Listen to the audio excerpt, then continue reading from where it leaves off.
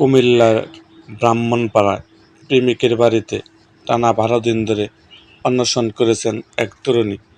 বিয়ের দাবিতে উপজেলার সিদইল ইউনিয়নের পশ্চিম সিদইল গ্রামে অনশন করেছে ওই তরুণী। তবে ওই তরুণীকে পাত্তা দিচ্ছে না প্রেমিকের পরিবার। এতে অনেকটা মানবতার জীবনযাপন করছে ওই তরুণী।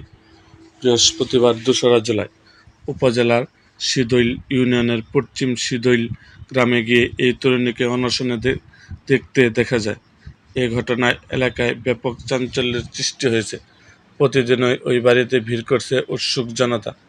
ওই তরুণীর দাবি, প্রায় ৪ বছর আগে সামাজিক যোগাযোগের মাধ্যমে পশ্চিম সিদইল গ্রামের ওহাব আলীর খনকার বাড়ির মোহাম্মদ আবুল কালামের ছেলে আবু সাইফ ওরফে সাইফুল ইসলামের সঙ্গে তার পরিচয় হয়। পরে তাদের মধ্যে প্রেমের সম্পর্ক গড়ে ওঠে। গত ২ বছর ধরে ঢাকায় নিয়মিত দেখা সাক্ষাতের মাধ্যমে সম্পর্ক আরও ঘনিষ্ঠ হয়।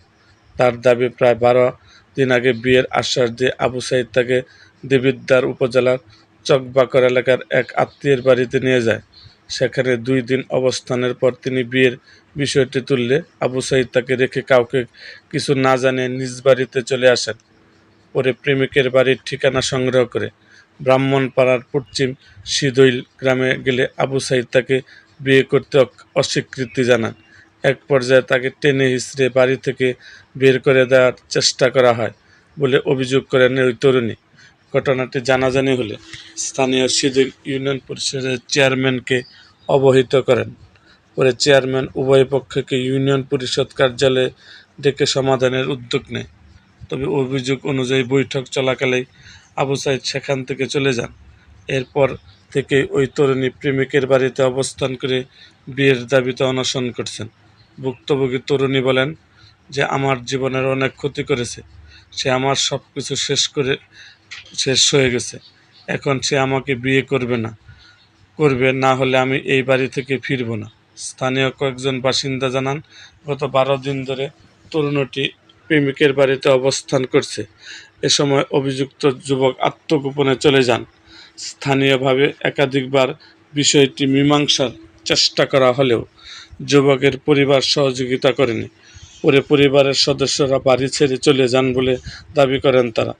সিদইল ইউনিয়ন পরিষদের চেয়ারম্যান মোহাম্মদ সাইফুল ইসলাম আকবর আলাউল বলেন, উভয় পক্ষকে ডেকে সমাধানের চেষ্টা করেছে, কিন্তু ছেলেটি বৈঠক থেকে চলে যায় এবং তার পরিবারও বিয়েতে রাজি নয়। পরে ছেলেসহ পরিবারের সদস্যরা আত্মগোপনে চলে যান। বিষয়টি উপজেলা প্রশাসন ও থানা পুলিশকে জানানো হয়েছে। উপজেলা মহিলা বিষয়ক কর্মকর্তা লুৎফা ইয়াসমিন বলেন, ঘটনাস্থলে গিয়ে তরুণীর সঙ্গে কথা বলেছি, তবে অভিযুক্ত যুবকের পরিবারের কাউকে পাওয়া যায়নি।